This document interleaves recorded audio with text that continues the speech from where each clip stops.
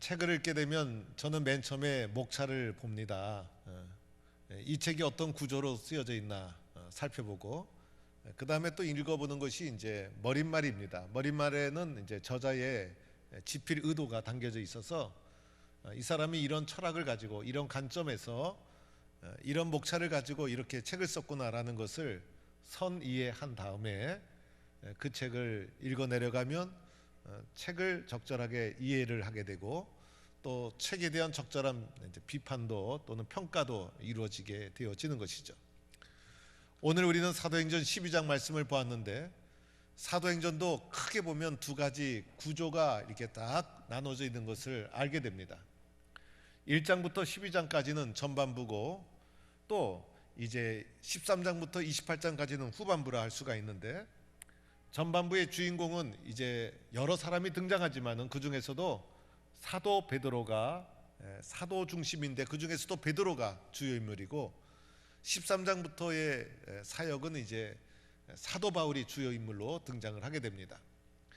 그리고 전반부의 주요 도시가 예루살렘 중심이라면 후반부는 이제 안디옥 중심이고, 전반부는 복음의 선포 대상이 주로 유대인이라면 후반부는 복음의 선포 대상이 주로 이방인으로 등장하는 이런 구조적인 큰 틀을 가지고 이제 사도행전이 전개가 되어집니다. 물론 사도행전에서 가장 중요한 말씀은 사도행전 1장 8절 말씀이죠. 그래서 이제 예루살렘과 유대와 사마리아와 땅 끝까지 이르는 복음의 전파 역사가 기록된 것이 사도행전이라 할 수가 있어요. 오늘 우리는 사도행전 12장 말씀을 보았는데, 오늘 이 12장이 구조적으로 이제 전반부의 막바지 장이 바로 사도행전 12장이고, 사도행전 이 12장에서는 예루살렘으로부터 시작한 복음이 예루살렘을 넘어서 유대를, 또 유대를 넘어서 사마리아로, 이제 사마리아로 넘어서 가장 큰 장벽인 이제 전 세계로 안디옥을 기점으로 퍼져나가는 막바지 이제 지점이 바로 오늘 사도행전 12장의 말씀의 배경이라 할 수가 있어요. 그래서 이 복음이 아주 전 세계로 아주 역동적으로 퍼져나가는 이런 길목에서 급격한 변화가 주어지는 이런 상황 속에서 교회에 가장 필요한 것이 무엇일까? 교회는 기도하지 않으면 안 되는 상황 속에서 오늘 12장을 맞이하게 되었다라고 할 수가 있는 것이에요. 오늘 말씀에 보면 헤롯 왕이 나오는데, 이 사람은 헤롯 아그리파 1세, 그래서 예수님 당시에 헤롯 대왕의 손자로 알려져 있고, 예수님 당시 헤롯 대왕은 큰 영토에 강력한 통치 체제를 갖추었지만은 그 위에 분란이 일어나서 이 아그리파 1세 때는 할아버지의 이제 권력의 한 4분의 1 정도밖에 유지하지 못하는 그런 상황이었습니다. 그래서 이 아그리파 1세가 이제 유대인들이 좋아하는 정책을 펼치기 시작하면서 제일 먼저 교회를 핍박하기 시작합니다. 그래서 교회의 지도자 야고보 사도를 아주 칼로 죽이게 되는 엄청난 일을 저지르게 됩니다. 물론 오늘 이전에도 스데반 집사의 순교가 있었지만은 초대교회 지도자 사도가 순교를 당하는 첫 번째 사건이, 엄청난 사건이 이제 초대교회 핍박으로 몰아닥치게 되었던 것이죠. 이 일이 헤롯 왕의 지지도를 상승시켜서 이제 헤롯 왕이 이제 자신의 지지도를 위해서 더 큰 정치적 승부수를 던지게 되는데, 그것은 이제 사도 중에 가장 중요한 사도라 할 수 있는 베드로를 처형하는 일이었어요. 그래서 이것은 이제 헤롯의 입장에서는 정치적 승부수를 거는 아주 중요한 사건이었기 때문에 베드로를 잡아서 이제 처형하고자 이제 옥중에 가두게 되어집니다. 이 베드로는 교리나 신앙적인 것 때문에 핍박을 받은 것이 아니라 정치적인 희생물이 되어지는 것이죠. 그런데 마침 이때가 유대 절기 기간, 무교절, 유월절 기간이어서 다행인 것은 베드로의 처형이 잠시 유보가 되어서 절기가 끝난 후에 처형을 하고자 하여 베드로가 옥에 갇혀 있는 상황이 오늘 말씀의 배경이라는 거예요. 베드로가 옥에 갇혔는데 얼마나 철동같이 지켰는지 깊은 감옥에 군인 4인 1조가 되어서 이제 사교대하면서 철동같이 지키게 하였는데, 이 모든 것은 헤롯 왕에게 있어서 베드로를 처형하는 것, 이제 정치적 운명이 걸린 중요한 일이었기 때문이었습니다. 이제 베드로 맞아 처형을 당하면 초대교회는 무너질 수도 있을 것입니다. 초대교회 존폐가 걸린 아주 중요한 사건이었습니다. 이 사건은 피할 수가 없었습니다. 베드로가 석방될 가능성은 완전히 제로였습니다. 이 교회는 절망적인 상황에 떨어지고 말았던 것이죠. 여러분, 우리도 인생을 살다 보면 절망이라는 두 단어가 떠오를 때가 있죠. 이제 우리는 더 이상 갈 곳이 없구나. 나는 더 이상 기댈 곳이 없구나. 나에게는 더 이상 희망이 없구나. 인생을 살다 보면 절망이라는 단어를 맞이할 수밖에 없는 상황이 우리에게 다가올 때가 있어요. 내 능력, 내 힘, 내가 가진 거 다 동원해도 아무 소용이 없구나. 이런 절망의 상황에 여러분은 내몰린 적이 있는지요? 이런 절망의 상황에 내몰렸을 때 여러분은 어떻게 합니까? 여러분은 무엇을 선택해야 됩니까? 여러분은 어떻게 이 절망의 돌파구를 헤쳐나갈 수 있을까요? 이제 초대교회는 어떻게 할 것인가? 이런 절망의 상황 속에서 초대교회가 중요한 선택, 중요한 결정을 해야 됩니다. 우리의 인생은 결정의 결과로 우리의 인생이 만들어지는 것이고, 선택의 결과 우리의 인생이 만들어지는 것이죠. 그래서 어떻게 선택하고 무엇을 결정할 것인가, 참으로 이 위기의 중요한 시대에 초대교회가 무엇을 선택했는지가 오늘 읽은 말씀 중에 5절에 나와요. 5절의 말씀 우리가 다 같이 한번 읽어보면서 초대교회는 무엇을 선택했는가를 살펴보도록 하겠어요. 우리 5절을 다 같이 한 목소리로 한번 읽어보도록 하겠어요. 5절 시작.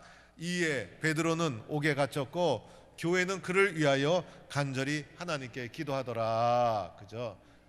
이것이 교회의 선택이었어요. 베드로가 옥에 갇혔다는 것은 베드로가 옥에 갇힌 상황을 말해주는 것이고, 이어지는 말씀에 보니까 교회는 베드로를 위하여 간절히 하나님께 기도하더라. 이것이 교회의 선택이었다는 것이에요. 여러분, 교회는 기도하는 장소죠. 그래서 예수님은 내 집은 만민이 기도하는 집이다 이렇게 말씀하셨어요. 그래서 교회의 바탕에는 기도가 흐르고 있는 것이고, 교회는 기도 위에 세워진 곳이 바로 교회라고 할 수가 있어요. 교회는 기도하면서 시작된 곳이고, 교회의 특기 교회의 장점은 기도라고 할 수 있는 것이고, 교회가 가장 잘하는 것이 바로 기도인 것이고, 이 교회는 우리가 가장 잘하고 가장 뛰어난 이 기도를 무기로 삼아서 오늘 교회가 한마음으로 기도하면서 이 어려운 절망적인 상황을 헤쳐나가기로 결단했다는 것입니다. 교회의 기도의 역사가 쭉 있죠.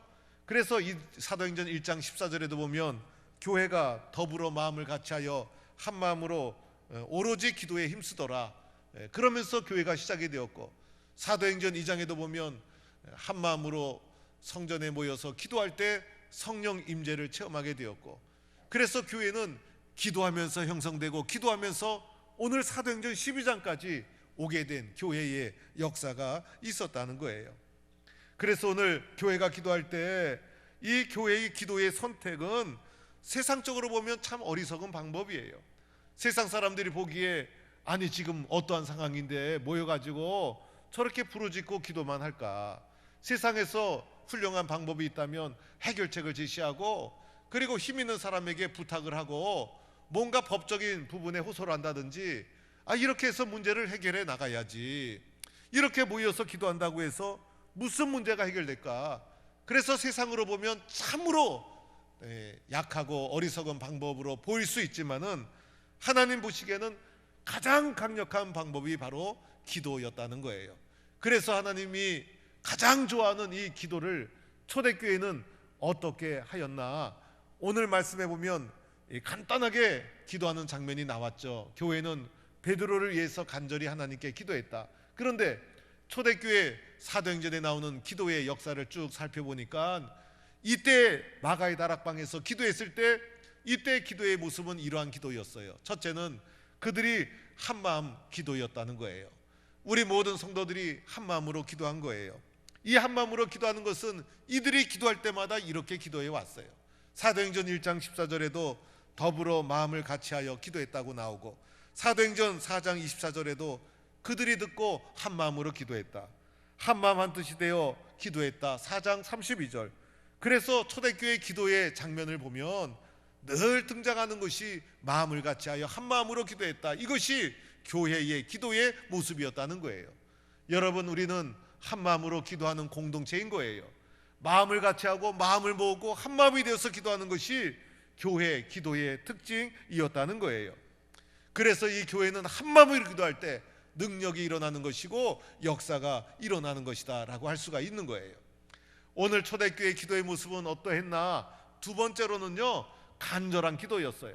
오늘 말씀에도 간절히라는 단어가 나오죠.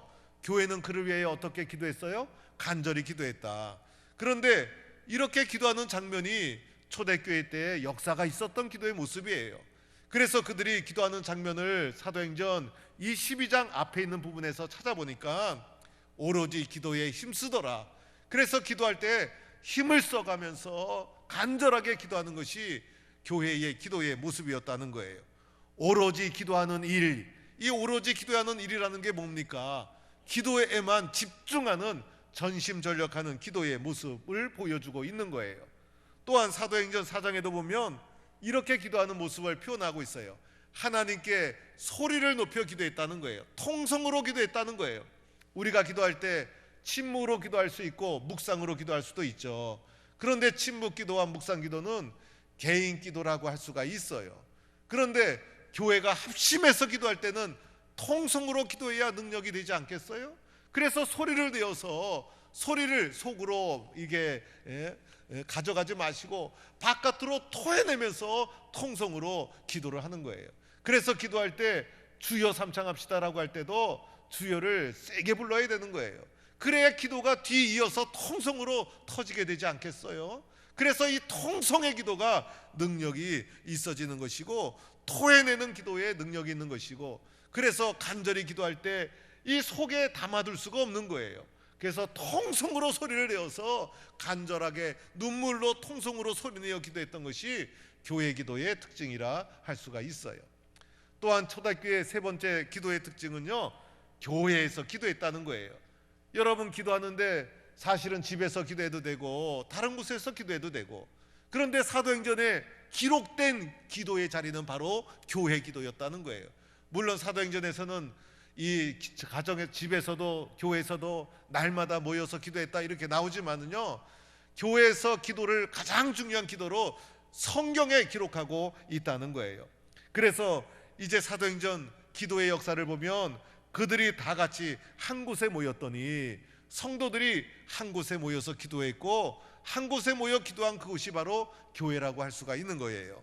그리고 3장에도 보면 성전에 올라갈 때 성전을 찾아서 그곳에서 기도를 드렸다는 거예요. 또 5장에도 보면 그들이 날마다 성전에 있든지 집에 있든지, 물론 집에서도 기도했지만은 보다 더 중요한 것은 성전 기도. 그래서 교회의 기도는요, 교회라는 이 장소도 중요한 거예요. 그래서 이 교회라는 장소에서 기도한 것이 기도의 능력이 있고 한 마음으로 기도하게 만들고 공동체적으로 기도하게 만들고, 그래서 교회의 기도가 중요한 것이고, 오늘 이 12장 5절에도 보면요, 이제 이렇게 표현되어 있죠. 교회는 그를 위하여 간절히 하나님께 기도했다. 사실 교회가 중요하지 않으면 여기에서 교회라는 단어가 빠져도 되잖아요. 그러나 교회라는 단어가 딱 삽입되어 있는 것은 교회라는 장소, 교회의 기도의 소중함, 이것을 우리에게 강조하고 있다는 거예요. 그래서 우리는 교회에서 기도하는 것을 기뻐하고 즐거워하고 교회에서 기도하는 것을 소중하게 여기고, 이런 성도가 되어야 교회의 기도가 능력 있게 올라가고 능력 있게 올라간 기도가 우리를 살리는 기도가 되어지는 거예요. 이 오늘 말씀에 나오는 이 초대교회 교회의 기도의 특징 네 번째는요, 시간을 들여서 기도를 했다는 거예요. 그래서 기도에는 시간이 들어가는 것이죠. 그래서 때로는 사람들이 이 시간이 없어서 이래요, 여러분. 그런데 기도하는 시간보다 더 중요한 것이 어디에 있겠어요? 그래서 오늘 말씀도 보면 사도행전의 교회의 기도의 특징을 보면 날마다 성전에서 기도했다는 거예요. 여러분, 날마다 성전에서 기도할 수 있겠어요? 이 날마다 성전에서 기도하니 기도가 얼마나 뜨거운 기도가 되었겠습니까? 그래서 시간 가는 줄도 모르고 날마다 시간을 바쳐가면서 기도했던 것이 교회의 기도의 특징이었어요. 그래서 기도하다가 보니까 세월이 가고, 기도하다 보니 문제가 해결되고, 기도하다 보니 이제 베드로가 이제 처형될 날이 다가와지고 그래서 시간 가는 줄 모르고 전신전력한 것이 초대교회의 기도의 특징이었다라고 할 수가 있어요. 오늘 말씀도 보니까 이렇게 시간을 계산하지 않고 시간을 따지지 않고 전심전력해서 기도하다가 문득 베드로가 처형되는 전날 밤까지 이르게 된 거예요. 여러분, 이 처형되기 전에 전날 밤까지 이 오기까지 여러분 기도하지 않았으면 어떻게 되었을까? 기도하지 않았으면 하루하루 순간순간이 두려움이었을 거예요. 하루하루 순간순간이 절망이었을 거예요. 하루하루 순간순간이 낙심이었을 거예요. 그런데 기도하다 보니 이 낙심도 물러가고 절망도 이기고 마침내 전날 밤까지 이르게 되었던 거예요. 그리고 기도하는 중에 오늘 감옥 속에 누워있는 베드로를 보세요. 처형하기 전날 밤인데 이제 오늘 말씀해 보니까 두 쇠사슬에 매어 누워 잠을 잤다는 거예요. 여러분, 지금 잠이 올 상황입니까? 베드로는 이제 날이 새면 처형을 당하는데, 그래서 베드로는 다른 날은 잠을 자도 이날 밤만은 잠이 오지 않아 가지고 꼬박 밤을 새워야 되는데, 기도하는 가운데 하나님께서 그의 마음을 평안하게 만들어 주셔서 베드로가 도리어 잠을 자고 다른 사람이 불안해하고, 그래서 이런 가운데 처형 전날 밤까지 이르게 되었던 거예요. 이렇게 막 기도하는 중에 어떤 일이 일어납니까? 호련히 주의 사자가 나타나서 놀라운 역사가 일어나는데, 옥중에 강채가 나고 이제 주의 사자가 베드로의 옆구리를 치면서 급히 일어나라. 옆구리를 쳤다는 것은 베드로의 몸에 실제적으로 일어났다는 것을 말해주는 거예요. 그리고 베드로를 묶고 있던 쇠사슬이 저절로 딱 벗어지고, 천사가 이제 베드로에게 띠를 띠고 신을 신으라. 그리고 이제 겉옷을 입고 따라오라. 그래서 베드로가 생시인지 환상인지 알 수 없을 정도로 이렇게 비몽사몽간에 천사를 따라가게 되는 것이에요. 첫째 파수를 지나고 둘째 파수를 지났다는 것은 베드로가 그만큼 인간의 힘과 능력으로 빠져나올 수 없는 철통 같은 감시를 당했다는 것을 말해주는 것이죠. 마지막 시내를 통과하는 큰 문에 이르게 되는데, 이 큰 문은 바로 쇠문이었어요. 사람의 힘과 능력으로 열 수 없는 쇠문이었어요. 여러분, 우리도 인생을 살다 보면 내가 넘을 수 없는 큰 문이 우리의 인생 앞을 가로막을 때가 있잖아요. 이 문 때문에 우리가 이제 가질 못하고 앞으로 나아가질 못하고 우리 인생을 가로막는 큰 장애물을 만날 때가 있잖아요. 그런데 놀랍게도 이 쇠문, 이 장애물이 저절로 열려지더라는 거예요. 손을 대지도 않았어요. 그리고 열려고 힘을 쓰지도 않았어요. 그런데 이것이 자동문처럼 저절로 열리더라는 거예요. 기도하는 가운데 쇠사슬이 저절로 벗어졌죠. 쇠문이 저절로 열리게 되었죠. 기도하다 보면요, 저절로 문제가 사라지고, 기도하다 보면 저절로 길이 열리고, 기도하다 보면 저절로 내가 응답받는 위치에 가 있고, 무엇이든지 기도하다 보면 시간이 지나고 보면 기도하다가 이루어지는 놀라운 역사가 일어나게 되는 거예요. 나중에 비로소 제정신이 듣고 나서 베드로가 고백하죠. 하나님께서 천사를 보내어 나를 헤롯의 손과 유대 백성의 기대에서 벗어나게 했구나. 그죠? 기도한 사람은 시간이 지나고 나면 다 알게 되는 거예요. 기도하지 않은 사람에게는 저절로 됐구나, 우연히 됐구나, 이렇게 보더라도 기도한 사람은 다 알고 깨닫게 되는 것이죠. 하나님의 은혜구나, 하나님의 도와주심이구나, 기도하다 보니 하나님께서 다 역사해 주셨구나, 이렇게 기도한 사람은 알게 되는 거예요. 그래서 이렇게 베드로가 큰 위기에서 벗어나게 되었던 거예요. 그런데 베드로가 이제 기도하는 마가의 다락방에 교인들이 모여있는 곳으로 가보았죠.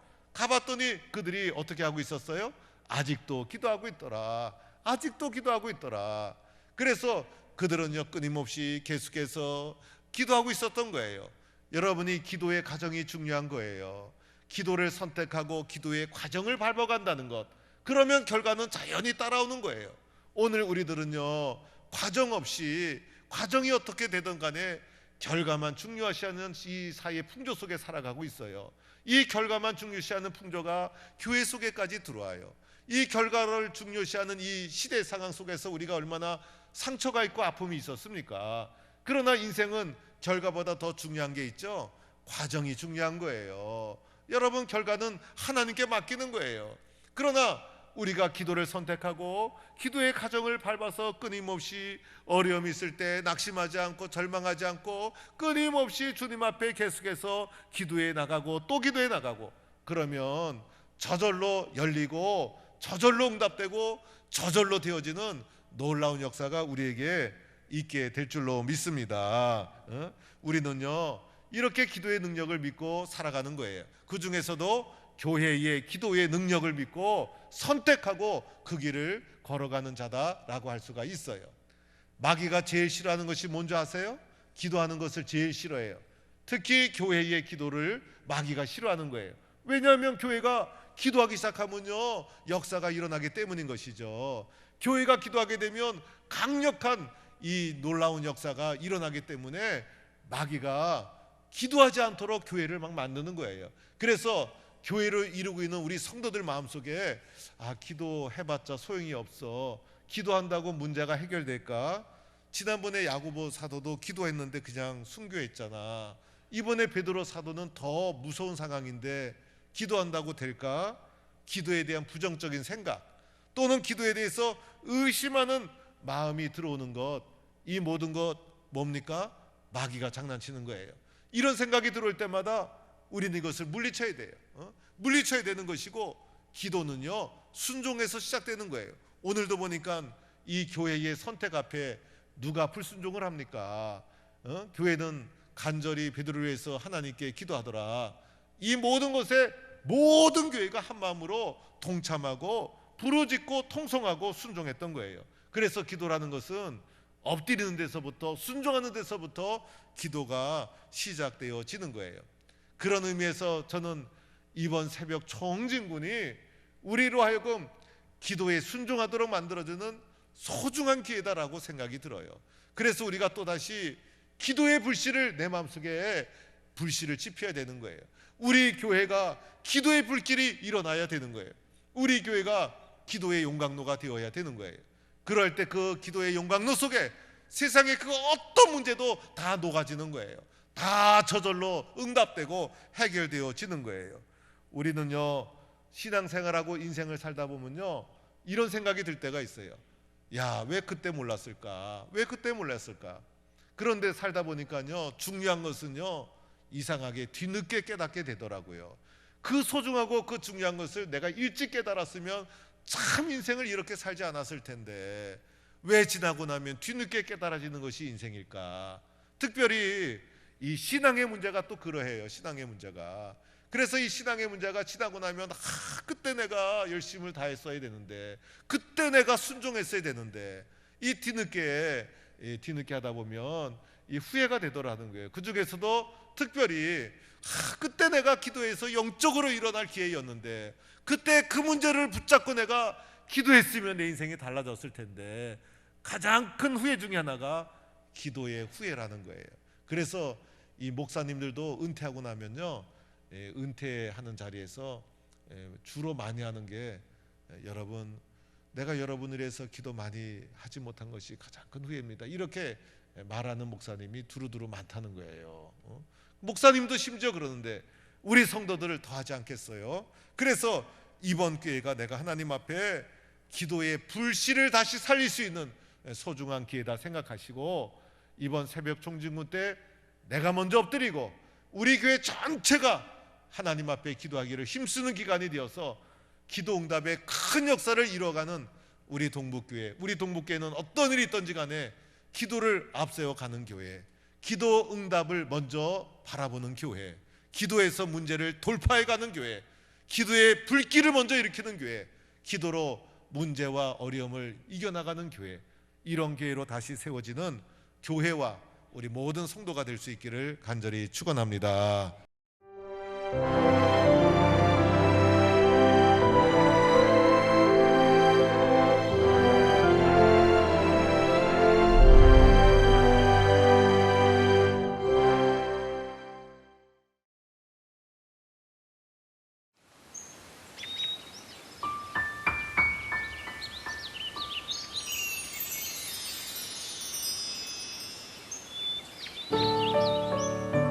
생명을 살리는 방송 CBS TV